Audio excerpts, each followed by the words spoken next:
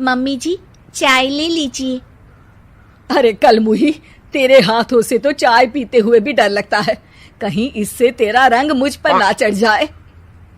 अगर इन्हें इतनी ही शर्म होती तो मेरे इतने हैंडसम भाई को इस तरह फंसाती नहीं। बानी और शिवम की लव मैरिज हुई है। बानी के ससुराल में उसकी ननद और सास हैं, जिन्हें अपने गोरे रंग पर बहुत गुरूर होता है, जिस वजह से वो बानी को सिर्फ उसके सांवले रंग की वजह से नापसंद करती है और हमेशा उसे ताने सुनाती रहती हैं। बानी उनकी सभी जली कटी बातें सुनकर चुपचाप वहां से चली जाती है। तुम माँ और छोटी को कुछ बोलती क्यों नहीं? मम्मी जी बड़ी हैं, हर छुटकी ना समझ, इस तरह उन्हें उल्टा जवाब देना सही नहीं। मेरी जिम्मेदारी उनकी सेवा करना है, जो मैं पूरे दिल से हमेशा करती रहूंगी। ऐसा बोलकर बानी रसोई में जाकर रात के खाने की तैयारी करने लगती है। रात को खाना खाते हुए बानी की सास उसे कहती है, कल मैंने अपनी फ्रेंड्स के साथ किटी पार्टी रखी है, समय से सारा खाना बना देना और अपना मनहूस चेहरा लेकर ज्यादा उनके सामने मत आना, समझी? माँ, बानी आप दोनों की कितनी परवाह करती है, फिर भी आप उससे इतना बुरा व्यवहार क्यों करती हैं? अरे एक तो लव मैरिज करके इस कलमुही को हमारे सर पर लाकर बिठा दिया और अब हम इसे कुछ बोल भी नहीं सकते क्या?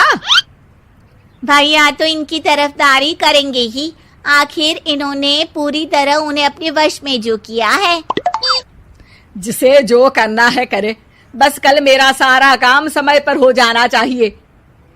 इस पर सब खाना खाकर सोने चले जाते हैं और अगले दिन बानी जल्दी उठकर सास की किटी पार्टी के लिए तैयारियां शुरू कर देती है, जिस पर पार्टी शुरू होने के बाद सास की सहेलियां कहती हैं, अरे वाह री, तेरी बहू ने तो बड़े स्वादिष्ट समोसे बनाए हैं। हाँ भाई, रंग कैसा भी हो, खाना बनाने में बिल्कुल अन्नपूर्णा है। अरे इसकी भी क्या बात करनी, मेरी बेटी से मिलो, इसकी सुंदरता के आगे तो उर्वशी रंभा भी फेल है। उर्वशी रंभा को तो फेल कर देगी, पर क्या अन्नपूर्णा बन पाएगी? अरे इसे काम करने की क्या जरूरत, उसके लिए बानी है तो, और मैं तो इसकी शादी भी किसी नौकर चाकर वाले घर में ही करूंगी। बानी वापस रसोई में चली जाती है और किटी पार्टी चलती रहती है। उसी रात को बानी की सास गुस्से में चिल्लाते हुए अपने कमरे से बाहर निकल कर आती है। हाय रे, चोरी हो गई, मेरे पैसे, पक्का पक्का इस कलमुही की वजह से हुआ है ये सब। अरे क्या हुआ माँ, कौन सा आसमान टूट गया?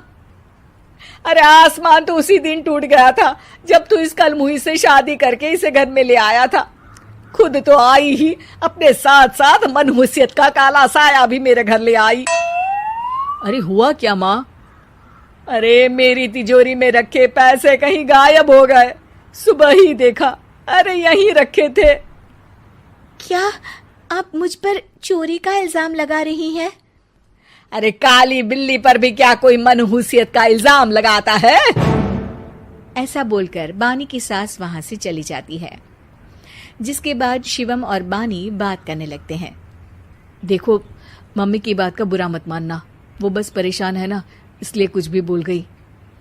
वो परेशान नहीं, मुझसे नफरत की वजह से ऐसा बोलकर गई हैं। उन्हें मैं हमेशा एक आंख नहीं सुहाती। देखो बानी, अगर तुम चाहो तो हम दूसरा घर लेकर वहां शिफ्ट कर सकते हैं। आखिर तुमसे प्यार करके तुम्हें अपनी जिम्मेदारी पर इस घर में लेकर आया हूं, इस तरह टॉर्चर नहीं होने दे सकता। अगर आप साथ हैं तो मुझे किसी चीज की टेंशन नहीं, और आखिर वो हमारी बुजुर्ग हैं, हम उन्हें और छुटकी को इस तरह अकेले छोड़कर कैसे जा सकते हैं? इसके बाद बानी भी अपने कमरे में चली जाती है और अब हर रोज उसकी सास की तिजोरी से पैसे गायब होने लगते हैं। इसी तरह कुछ समय बीत जाता है और वो हर बार हर चीज का इल्जाम बानी पर लगाती है, पर बानी कभी कुछ भी नहीं बोलती। कलमुही नास पीटी, बहू को घर की लक्ष्मी बोलते हैं, ये तो पनौती बनकर आई है, पनौती। एक रात बानी की सास को आधी रात में प्यास लगती है, तो वो पानी पीने रसोई की तरफ जाती है। तभी उसे अपनी बेटी के कमरे में कुछ आवाज सुनाई देती है। हाँ हाँ, मैंने मम्मी की तिजोरी से हर रोज थोड़े थोड़े पैसे निकाल कर हम दोनों के लायक खूब पैसे इकट्ठे कर लिए हैं। और मम्मी आज तक उस सब के लिए भाभी को ही जिम्मेदार समझती है। तुम बस जल्दी से आकर मुझे यहाँ से ले जाओ और हम कहीं दूर जाकर शादी कर लेंगे। मम्मी को कुछ पता नहीं चलेगा, सब मुसीबत खत्म। अपनी बेटी की ये सारी बातें सुनकर बानी की सास भौंचक्की रह जाती है और अपने कमरे में वापस चली जाती है। जब अगली सुबह बानी सास के कमरे में आती है, मम्मी जी, क्या बात है, आज आप कमरे से बाहर ही नहीं आई? आपकी तबीयत तो ठीक है ना? क्या छुटकी कमरे से बाहर आई या तुम उसके कमरे में गई? नहीं नहीं, क्यों, जाना है क्या? मैं अभी चली जाती हूँ। नहीं, कोई कहीं नहीं जाएगा। इस पर वो बानी को साथ लेकर कमरे से बाहर आती है, जहाँ शिवम भी होता है। वहां उसकी सास बोलती है, छुटकी मेरी तिजोरी के सारे पैसे लेकर अपनी माँ के बारे में कोई ख्याल करे बिना किसी लड़के के साथ घर छोड़कर चली गई। और बहू, तुमने मुझ जैसी सास की सेवा करने के लिए अपने ही पति के साथ दूसरे घर जाने से मना कर दिया। मैंने हमेशा तुम्हारा रंग देखा अच्छा ही नहीं, जो मेरी सबसे बड़ी गलती है। मुझे माफ कर दे बेटा। और इसके बाद बानी की सास कभी अपनी बहू की तारीफ करते थकी नहीं।